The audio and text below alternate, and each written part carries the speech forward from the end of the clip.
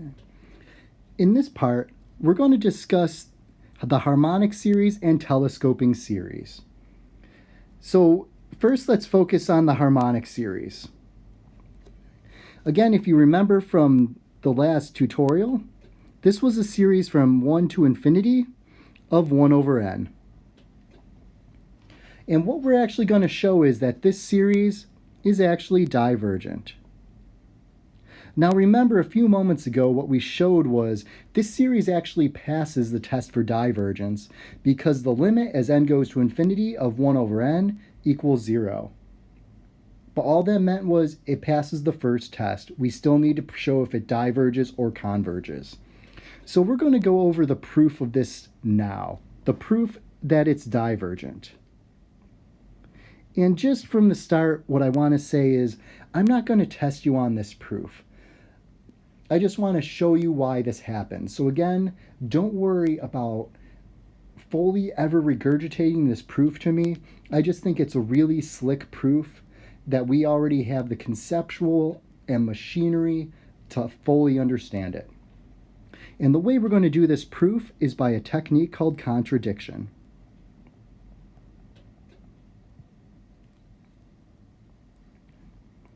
And what I mean by contradiction is I've already told you as a spoiler that this series, it diverges.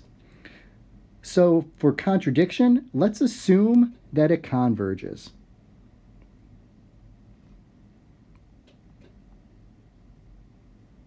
So if we assume that this series converges, what that means is if we add 1 plus a half,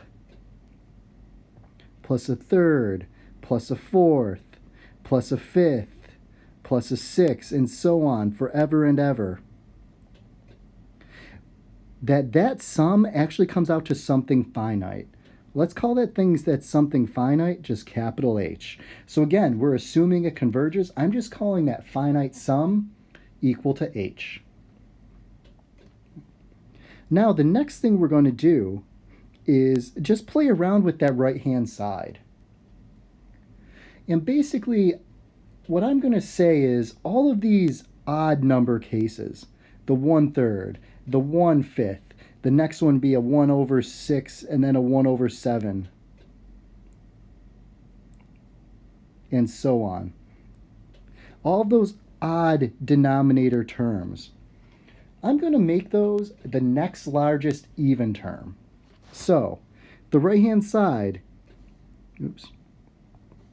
is going to start looking like 1 plus a half. Instead of a third, I'm going to replace it with a fourth, plus a fourth. Then the next term, instead of a fifth, I'm going to replace that by a 1 over 6.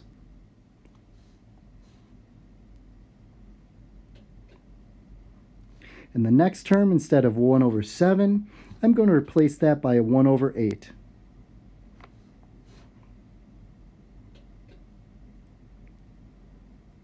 It's a very sloppy 8, and we're just going to keep doing that for all the odd denominators. Now, if I do that to the right-hand side, notice I haven't written an equal sign or anything. If I'm going from a third to a fourth, a fifth to a sixth, a seventh to a 1/8, what I'm actually doing is making that right-hand side smaller. So, what I called H before, that should be greater than or equal to whatever I'm putting on the right-hand side, since I'm making all those fractions actually smaller. Now this is where something interesting happens, because let's notice what's happening on this right-hand side. If I take this 1/4 plus 1/4, that small sum just gives me a 1/2. If I take this 1/6 and 1/6, that sum gives me a 1 over 3. If I took this 1/8 and 1/8, that sum just gives me a 1/4. So what the right-hand side's actually looking like, when I just add up all of those terms, is we have H is greater than or equal to a 1 plus a 1/2 plus the new 1/2 plus the new 1/3 plus the new 1/4, and so on.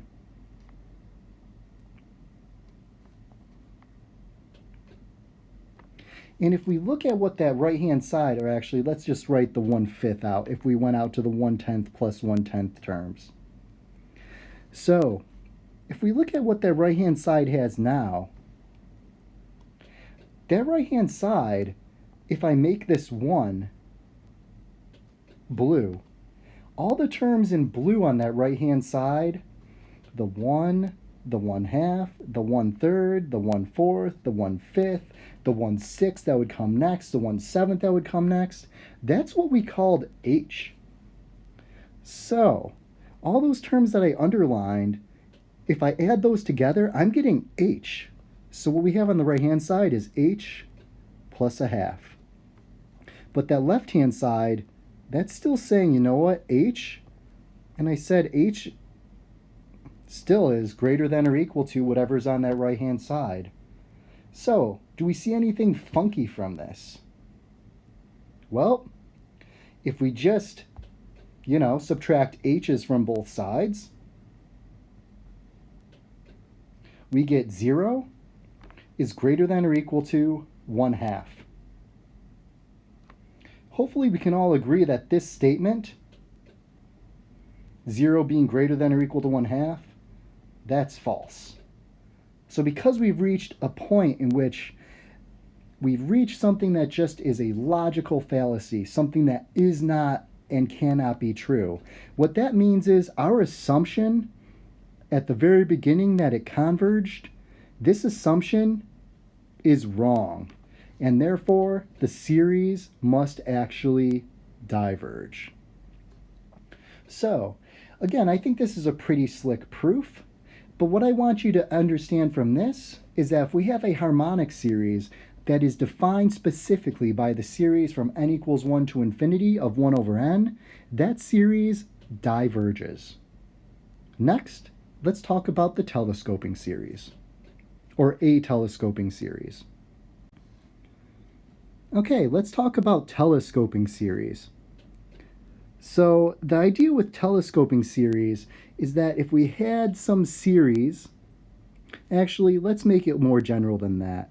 If we just had something that was of the following form: 1 plus a 7th minus a 7th plus an 8th minus an 8th plus a 10th minus a 10th. And if we had some series that started doing something like this, what we notice is, you know what? Well, after that 1, the 1/7 gets canceled by that negative 1/7. That 1/8 gets canceled by that negative 1/8. That 1/10 gets canceled by the following 1/10. And this telescoping series, if all these terms after that 1 kept canceling each other, this series would eventually just start looking like 1. If all those terms after the 1 were canceling. That's the big idea of what a telescoping series is. Basically, terms in the series are going to get canceled out by other terms in the series as well. But for us, let's look at a particular example. And the example we're going to look at for a telescoping series is the following. And this is the sum from n equals 1 to infinity of, let's say, our friend that we saw before, 1 over n times n plus 1.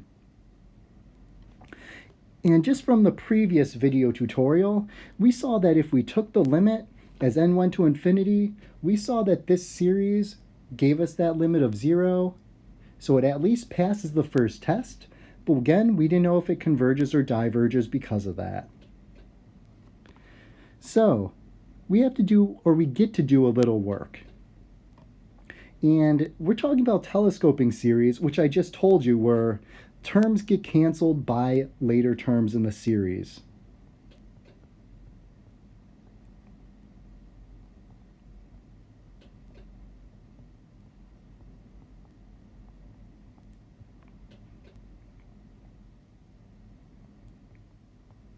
Now in this series, if we just start adding up all the terms together, it doesn't really look like a telescoping series right from the get-go. But we see we have a particular kind of form. As a hint, the type of function we actually have here can be thought of a rational function type, where we have a polynomial sitting on top of another polynomial. And hopefully this brings back some good memories of integration, because with rational functions, what we got to do was partial fractions. So let's try to do the partial fractions decomposition of 1 over n times n plus 1. And again, when we talked about partial fractions, we said that this was really an algebraic technique and that it wasn't restricted for just integration problems. So for partial fractions, we're going to let 1 over n times n plus 1 equal, in this case, since we have two distinct factors in that denominator, we get to have two terms on the right-hand side, a term with an a that's unknown over n, plus an unknown that we'll call b over n plus 1. And for partial fractions, we cross multiply, set up a system of equations, and what we'll see is if we just cross multiply, we have 1 equals a times n plus 1 plus b times n. And what we find from the systems of equations that we would set up is we find one thing, that a must equal 1, and we also find that b equals minus 1. Okay, well, what does that buy us? Well, if we did the partial fractions decomposition, again, we're talking about telescoping series here, so we want to see terms cancel. We'll rewrite the original series that we had, and this can be written now in the form from -1 to infinity of 1 over n, that 1 coming from a, minus 1 over n plus 1. So we have 1 over n minus 1 over n plus 1. So let's see what happens if we start writing out the first couple terms. So when n equals 1, we have 1 minus a half. And again, I'm just going to use the square brackets to denote that this is the same n index n equals 1. We add to it the next term in the series, which is a 1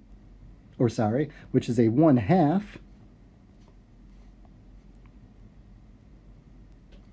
minus a 1/3. And again, that is the term when n equals 2. Let's add the next term. Coming out here. When n is equal to 3, we have 1/3 minus a 1/4. And we could keep doing this, but hopefully you start seeing the pattern of what's happening here. That -1 half from the n equals 1 case, I was right, n equals 3 for consistency. When n equals 1, that -1 half actually will get canceled by the following n equals 2 term of that +1 half. That -1/3, that's going to get canceled out by the +1/3 in the n equals 3 case. That -1/4, well, that's going to get canceled out by the -1/4 that comes after that. The -1/5 will get canceled out by the +1/5 that comes out after that. So eventually, all these terms are going to cancel each other out, and the only term that looks like it's going to survive turns out to be that 1 right from the start. So this whole sum is actually equal to 1. Now this is really slick because basically by doing a partial fractions decomposition here, we saw that this series is actually a telescoping series where the terms cancel out other terms in the series, and the whole series itself is just equal to our friend, the number 1. And since that infinite sum now is just equal to a finite number, we automatically say, you know what? This series, it's convergent. But again, This is something special with telescoping series where we see terms canceling each other out. In this case, all the terms cancel except for that first one, so because the sum is finite, we get to say that the series converges. This is also something unique with telescoping series where we have the opportunity to see what the series might converge to if it converges. We're going to see over the next few weeks that this isn't always going to be the case. Just as a last little interesting bit, let's think about the harmonic series for a second. So the harmonic series, which was n equals 1 to infinity, 1 over n, we saw that this series diverged.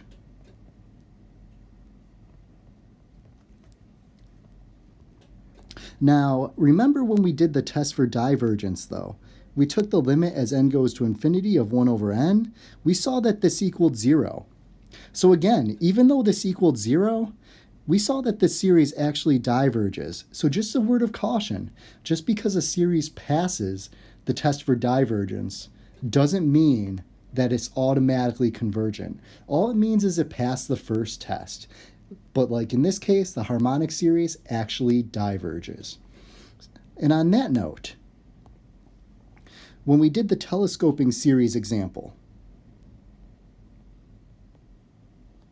the particular telescoping series that we looked at, n equals 1 to infinity, the 1 over n times n plus 1, that we rewrote as a telescoping series using our friend the partial fractions, we saw that in this case, this series actually converged.